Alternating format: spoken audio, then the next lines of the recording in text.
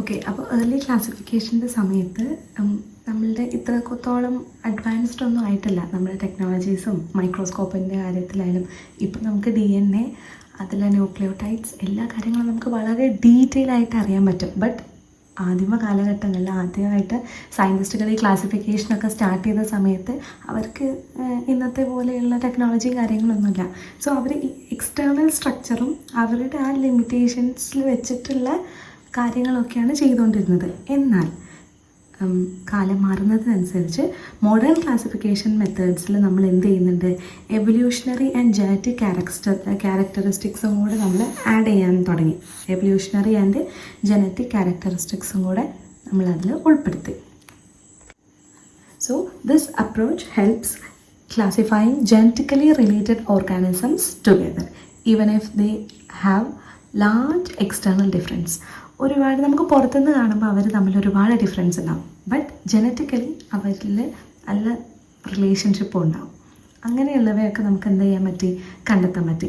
അതിൻ്റെ ഒരു ബെസ്റ്റ് എക്സാമ്പിളാണ് സാൽവീനിയ എന്ന് പറയുന്ന ഫ്ലവർ ഇല്ലാത്തൊരു ചെടിയും അസോള എന്ന് പറയുന്ന ചെടിയും. ദേ ബിലോങ്സ് ടു ഫാമിലി സാൽവിനേസിയെ ഫാമിലിയിൽ വരുന്ന ആളാണ് സാൽവേനിയയും അസോളയും. ഓക്കെ, സാൽവിനിയ എന്ന് പറയുന്നത് ഒരു നോൺ ഫ്ലവറിങ് പ്ലാന്റ് ആണ്. അസോളയും സാൽവിനേസിയെ എന്ന് പറയുന്ന ഫാമിലിയിൽ ഉൾപ്പെട്ടിട്ടുണ്ട്. നമ്മുടെ ടെക്സ്റ്റ് ബുക്കിൽ അതിൻ്റെ ഈ 3 ചെടികളുടെ ഒരു പിക്ചർ കൊടുത്തിട്ടുണ്ട്.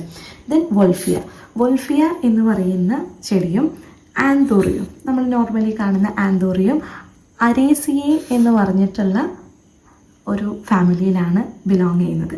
So both are flowering plants are believed to have a common ancestor. അപ്പോൾ ഇവർക്ക് കോമൺ ആയിട്ട് ഒരു കോമൺ ആൻസസ്റ്റർ ഉണ്ട് എന്നാണ് വിശ്വസിക്കുന്നത്. ബൈ എവിഡൻസ് നമുക്കത് കിട്ടിയിട്ടുണ്ട് മോഡേൺ ടെക്നോളജി വെച്ചിട്ട്. All human belongs to same species. അപ്പോൾ ഇനി നമ്മുടെ മനുഷ്യന്മാരുടെ കാര്യം നോക്കിയാൽ എല്ലാ മനുഷ്യന്മാരും ഒരേ സ്പീഷീസിൽ വരുന്നവരാണ്. നമ്മുടെ സ്പീഷീസ് നെയിമാണ് സാപ്പിയൻസ്. നമ്മളുടെ ജീനസ് നെയിമോ ഹോമോ, സ്പീഷീസ് നെയിം സാപ്പിയൻസ്, രണ്ടും കൂടെ കൂടിയിട്ട് നമ്മുടെ ഹോമോ സാപ്പിയൻസ് എന്നാണ് നമ്മുടെ സയൻറ്റിഫിക് നെയിം. അപ്പോൾ നമ്മൾ മനുഷ്യന്മാരെല്ലാവരും എന്താണ്, ഒരേ സ്പീഷീസിൽ വരുന്നവരാണ്. Due to common ancestor and lack of significant genetic differences despite external variations.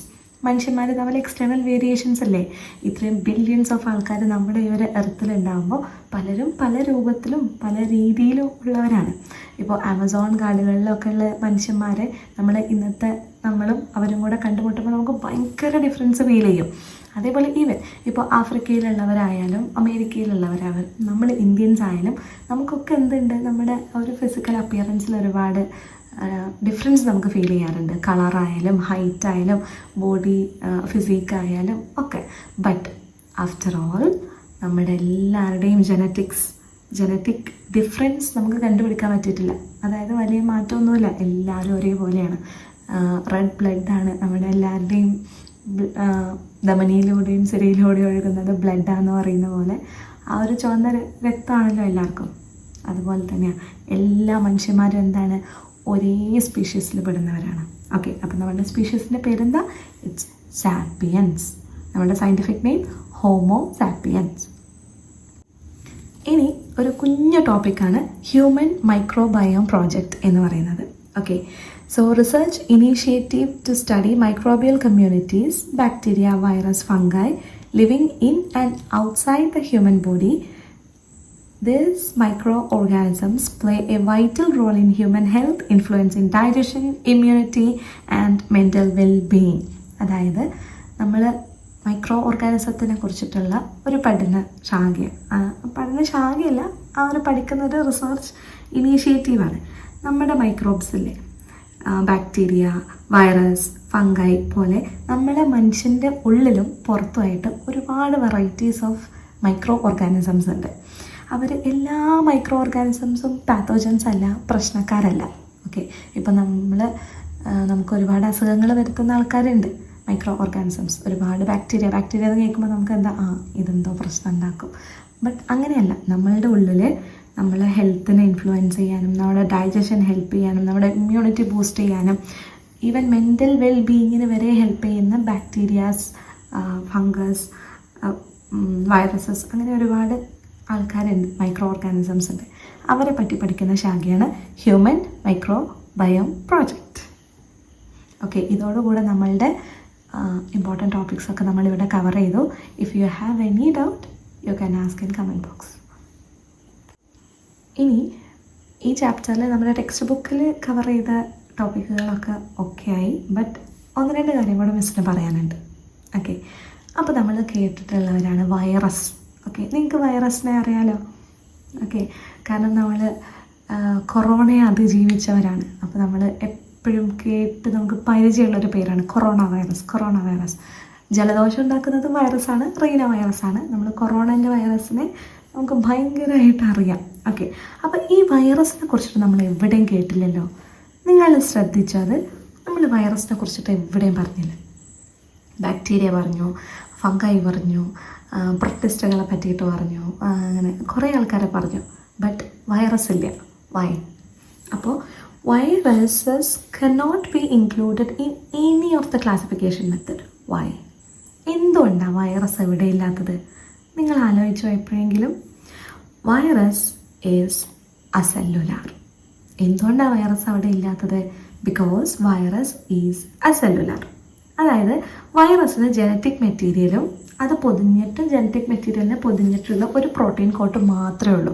Genetic material എന്തെന്ന് എൻ്റെ മക്കൾക്ക് അറിയില്ലേ? DNA, RNA ഒക്കെയാണ് നമ്മുടെ ജനറ്റിക് മെറ്റീരിയൽ. ഓക്കെ, നമ്മുടെ മെയിൻ മെറ്റീരിയൽ DNA ആണ്. ന്യൂക്ലിയസിൻ്റെ ഉള്ളിൽ DNA ഉണ്ട് എന്നൊക്കെ നമുക്കറിയാം. അപ്പോൾ ആ ഒരു ജനറ്റിക് മെറ്റീരിയലും ഒരു പ്രോട്ടീൻ കോട്ടും അത് മാത്രമേ ആർക്കുള്ളൂ? വൈറസിനുള്ളൂ. It is inactive outside a living cell. ഇവർ പുറത്തൊരു സ്വിച്ച് ഓഫ് മോഡിൽ ഇങ്ങനെ നടക്കും. എന്നിട്ട് ഹോസ്റ്റിൻ്റെ ഉള്ളിലെത്തിയാൽ, ഇപ്പം നമ്മുടെ മനുഷ്യൻ്റെ ശരീരത്തിനെയാണ് ഇവർ കയറി കൂടിയിട്ടുള്ള ലിവിങ് ഓർഗാനിസം അല്ലെങ്കിൽ ലിവിങ് സെൽ നമ്മളുടെ ആണെങ്കിൽ നമ്മളാണ് അവരുടെ ഹോസ്റ്റ്. ഓക്കെ, സോ ഹോസ്റ്റിൻ്റെ ഉള്ളിൽ എത്തിയാലേ ഇവർ പണി സ്റ്റാർട്ട് ചെയ്യുള്ളൂ. അതുവരെ ഇവരൊരു സ്വിച്ച് ഓഫ് മോഡിലായിരിക്കും. So they are acellular. അതുകൊണ്ട് തന്നെ നമുക്കതിനെ ഒരു പ്രത്യേകിച്ച് എവിടെയും ഈ 6 കിങ്ഡം ഉണ്ടാക്കിയിട്ടും അവിടെ എവിടെയും ഈ ഒരു ഫിറ്റ് ആയിട്ടില്ല. ഓക്കെ, അപ്പോൾ വൈറസ് എവിടെ പോയി എന്ന് ചിന്തിക്കണ്ട. വൈറസിനെ എവിടെ ഉൾപ്പെടുത്താൻ പറ്റാഞ്ഞിട്ട് നമ്മളിങ്ങനെ വെയിറ്റ് ചെയ്തുകൊണ്ടിരിക്കുകയാണ്. മേ ബി അതിന് ഒരു ഉത്തരം നമുക്ക് കണ്ടുപിടിക്കാൻ പറ്റുമായിരിക്കും. ഓക്കെ, ദെൻ ഇനി ഒരു സയൻറ്റിസ്റ്റാണ് ചരകൻ. ഈ ചരകൻ എന്ന് പറഞ്ഞ സയൻറ്റിസ്റ്റിൻ്റെ പ്രത്യേകത ഒരു ഇന്ത്യൻ സയൻറ്റിസ്റ്റാണ്. ഓക്കെ, അപ്പോൾ ഈ ടാക്സോണമിയിൽ നമ്മൾ പഠിക്കുന്ന നമ്മുടെ ടെക്സ്റ്റ് ബുക്കിലില്ല, ബട്ട് നമ്മൾ അറിഞ്ഞിരിക്കേണ്ട ഒരാളാണ്. Father of Ayurveda. ആയുർവേദ എന്നെല്ലാവരും കേട്ടിട്ടല്ലേ? അപ്പോൾ ആയുർവേദത്തിൻ്റെ ഒരു ഫാദറായിട്ട് നമ്മൾ ചരകനെ പറയും. ഓക്കെ, അപ്പോൾ അദ്ദേഹത്തിൻ്റെ ബുക്കുണ്ട് ചരക സംഹിത. ചരക സംഹിത എന്ന് പറഞ്ഞിട്ടുള്ള ഈ ഒരു ബുക്കിൽ അറൗണ്ട് 200 പ്ലാന്റ്സിൻ്റെയും ആനിമൽസിൻ്റെയും കുറിച്ചിട്ട് എഴുതിയിട്ടുണ്ട്. ഓക്കെ, അപ്പോൾ അദ്ദേഹം ഒരു ക്ലാസിഫിക്കേഷൻ നടത്തിയിട്ടുണ്ട്.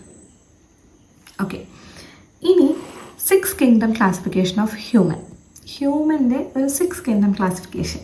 ഓക്കെ, അപ്പോൾ ഫസ്റ്റ് നമ്മൾ ഡൊമൈന് യൂക്കാരിയാണ്. ഓക്കെ, ഇപ്പോൾ ഡൊമൈനും കൂടെ വന്നു. യൂക്കാരിയ നമ്മൾ മൊനീറിനെ സ്പ്ലിറ്റ് ചെയ്ത് 6 കിങ്ഡം ആയല്ലോ. അപ്പോൾ പിന്നെ അതിന് ശേഷം നമ്മൾ ഒരു കംപ്ലീറ്റ് ആയിട്ടുള്ള ക്ലാസിഫിക്കേഷൻ ലെവൽസ് നമ്മൾ എഴുതുമ്പോൾ ഫസ്റ്റ് ഡൊമൈൻ നമ്മൾ യൂക്കാരിയ ഡൊമൈനാണ്. Kingdom animalia, phylum chordata, class mammalia, order primates, family hominidae, genus homo, species homo sapiens. Species sapiens, scientific name homo sapiens. Okay, ഇനി ലാസ്റ്റ് ഒരു പോയിൻറ്റും കൂടെ. നമ്മൾ കിങ്ഡം മൊനീറിനെ യുബാക്ടീരിയ, ആർക്കിബാക്ടീരിയ എന്നാക്കിയിട്ട് 6 കിങ്ഡം ക്ലാസിഫിക്കേഷൻ്റെ സമയത്ത് ഡിവൈഡ് ചെയ്തല്ലോ. ഇവർ തമ്മിലുള്ള ഒരു കമ്പാരിസണാണ് മിസ് ഇവിടെ പറയാൻ പോകുന്നത്. യുബാക്ടീരിയയും ആർക്കിബാക്ടീരിയയും. യുബാക്ടീരിയാസ് ആർ ട്രൂ ബാക്ടീരിയ, മറ്റത് ഏൻഷ്യൻ ബാക്ടീരിയ. ലിവിങ് എൻവയോൺമെൻറ്റ് എന്ന് പറയുന്നത് യുബാക്ടീരിയ നോർമലായിട്ടുള്ളൊരു എൻവയോൺമെൻറ്റിലൊക്കെയാണ് ലിവ് ചെയ്യുന്നത്. എന്നാൽ ആർക്കിബാക്ടീരിയ എക്സ്ട്രീം എൻവയോൺമെൻറ്റ്സിൽ കാണപ്പെടും. ഹോട്ട് സ്പ്രിങ്സ്, സോൾട്ട് ലേക്ക്, നല്ല അസിഡിക് ആയിട്ടുള്ള സ്ഥലം, നല്ല ചൂടുള്ള സ്ഥലം, അതേപോലെ നല്ല സോൾട്ടി ആയിട്ടുള്ള നമ്മുടെ ഡെഡ് സീ ഒക്കെ അല്ലേ, ചാവുകടൽ എന്നൊക്കെ പറയുന്നത്, അവിടെയൊക്കെ ഭയങ്കര സോൾട്ടി ഏരിയാസാണ്. പക്ഷെ അങ്ങനത്തെ എക്സ്ട്രീം ആയിട്ടുള്ള എൻവയോൺമെൻറ്റ്സിൽ ആർക്കിബാക്ടീരിയ നമുക്ക് കാണാൻ പറ്റും. പിന്നെ യുബാക്ടീരിയൻ്റെ സെൽ വാളിൽ പെപ്റ്റിഡോഗ്ലൈക്കൻ എന്ന് പറയുന്ന ഒരു പ്രോട്ടീൻ ഉണ്ട്.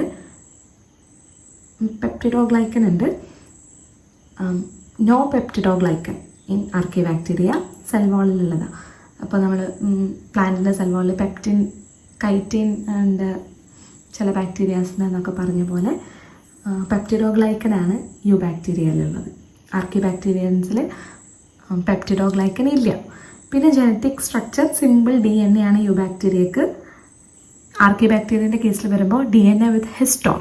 ഹിസ്റ്റോൺ എന്ന് പറയുന്നത് ഒരു പ്രോട്ടീനാണ്.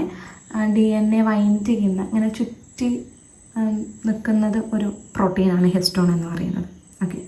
Then resistance to antibiotic resistance you bacteria show ചെയ്യുന്നുണ്ട്. ആർക്കി ബാക്ടീരിയ ആൻറ്റിബയോട്ടിക്കിനോട് ലെസ് റെസിസ്റ്റൻ്റ് ആണ്. ഓക്കെ. അപ്പോൾ ഇത്രയാണ്. എക്സ്ട്രാ 1-2 പോയിൻറ്റ്സും കൂടെ മിസ് പറഞ്ഞു എന്നേ ഉള്ളൂ. ഓക്കെ. അപ്പോൾ ഐ ഹോപ്പ് ഈ ചാപ്റ്റർ നിങ്ങൾക്ക് ക്ലിയർ ആയി. Okay, thank you.